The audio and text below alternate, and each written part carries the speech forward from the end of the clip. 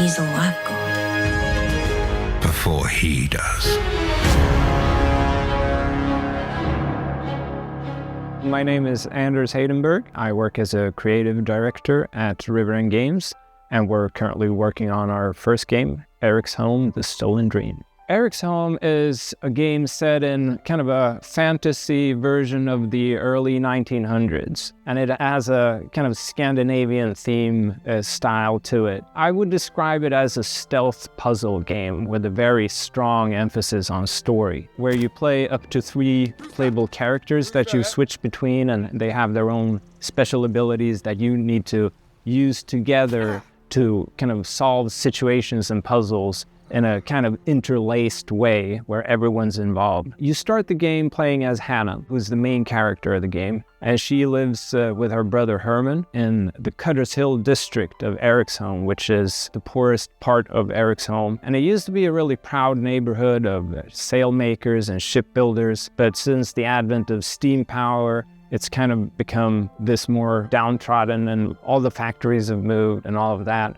I think that we started with this game, we didn't start with the characters of the story, we started with the world. And once the world was taking shape, we started to create characters for it, which we felt were interesting in some way. And then we picked the most interesting ones we'd come up with and wrote a story for them. And that way everything really ties together. But Hannah is very much someone who looks out for her brother, and she's very kind of honest and upfront of everything she's doing.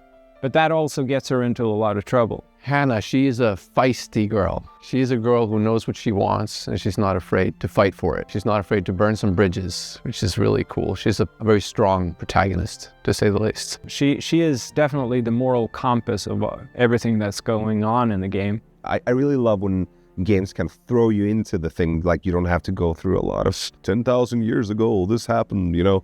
It's like you get this small cutscene, you understand where you are, and what's going down, you're in action, right?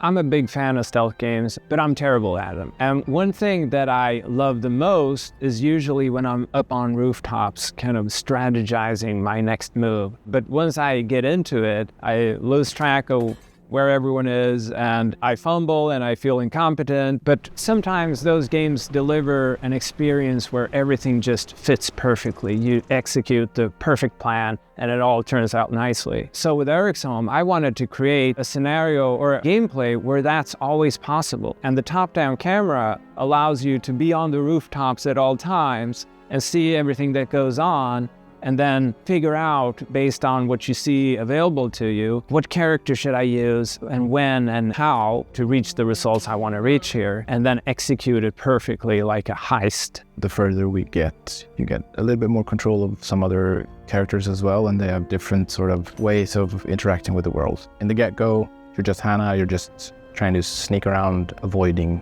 being seen, basically. In some parts, using your environment to distract or pull focus. There's a couple of places where you alert some birds, which then alerts a guard to that location, which makes you able to move around. It starts out small and simple, but then grows in complexity as the different characters come in, and also based on the context of the situation and a lot of things like that.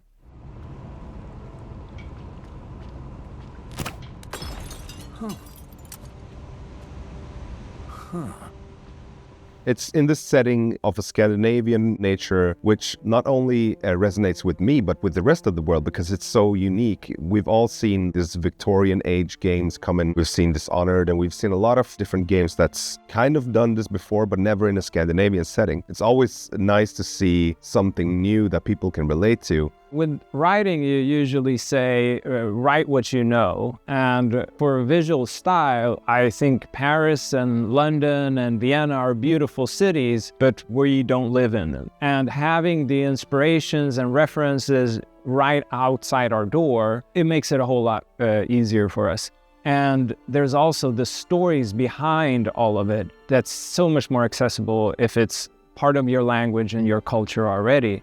And there are so many stories from real life that have inspired the game and the visual aesthetic of it as well. I think that those small touches are so important in building something that just fits together in a way that's credible and believable. So I've worked a lot with like lighting and 3D rendering, cinematic lighting, stuff like that. So Anders showed me a rendering of one of the movies. It just floored me. I thought it was so beautiful. Then he said, okay, so Theo, what I want from you is I want you to make this look even better. What really sparked my interest in the game was that as a player, I've always been playing games with great cinematics. So this game really sparked my interest because I saw that there was a story and these small movie cutscenes in between that really felt genuine. The motion capture in our cinematics is amazing because we have great actors and we've had great technicians. We've had great animators who've been working on cleaning up that data. And then also the motion capture we have for the animation in the game is also really impressive. Like our in-game cutscenes are literally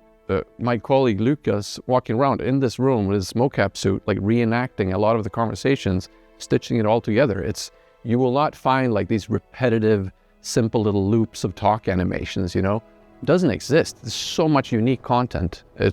I think that is one of our biggest strengths. Since the camera is very far from the player, in order to feel the characters and feel the story, we wanted to have these close-up cinematics. And a big part of that is having proper nice clothing and nice characters. Fairly early on, we settled on using scans. First, we worked with the concept artist who developed the first sketches.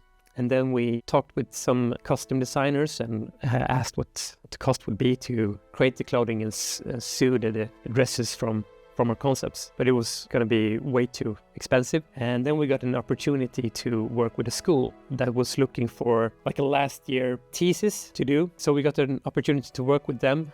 We delivered concepts for the students and they had a couple of weeks to develop the clothing. We looked at a lot of references from different military throughout the 1800s and 1900s. We also scanned boots that we found in vintage stores. They look great once scanned. That's actually why I'm here. I respected your decision because I thought you respected me and my business and everything I've done for you, especially after your mum died. I do, of course I do, but this isn't about me. Oh, it's always about you, Hannah, and now you've brought the police here. They're looking for Herman.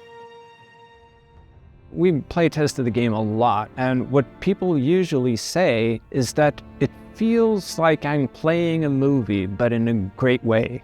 River Games was based on the idea that if you have the right mix of people, then perhaps a really small team can still make something that's actually pretty cool.